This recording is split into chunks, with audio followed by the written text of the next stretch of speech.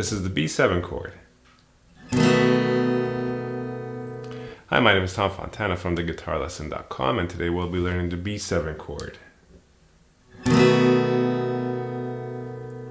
Now first, this looks like a pretty hard chord shape, but it's actually pretty easy once you get into it. So the first finger goes to the first fret of the D string. Your second finger goes to the second fret of the A. Your third finger, your ring finger, goes to the second fret of the G, and your pinky goes to the highest E string on the third fret.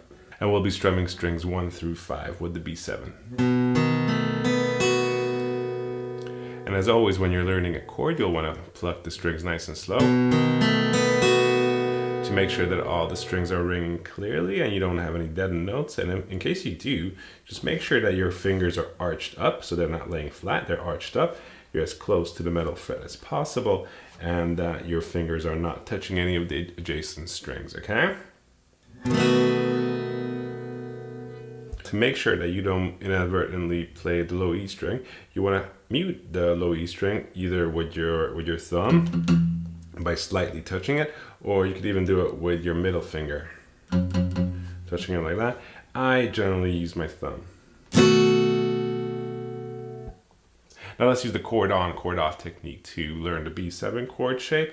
So we'll be holding down the B7, strum it once, mute your strings, let go, wiggle your fingers, chord back on, chord off, chord on, chord off, chord on, chord off, chord on.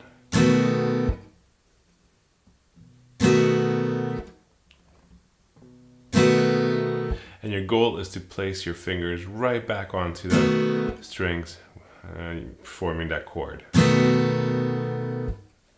You'll hear the B7 used in blues a lot in the key of E. So let's have a little chord progression in the key of E, and this way we can practice the B7 chord, okay?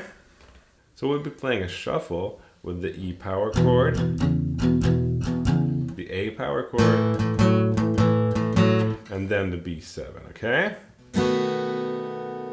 And we'll be switching in between those chords. So first the E, then the A, and then a few strums of the B7. I'll start off and you join in as you can, okay?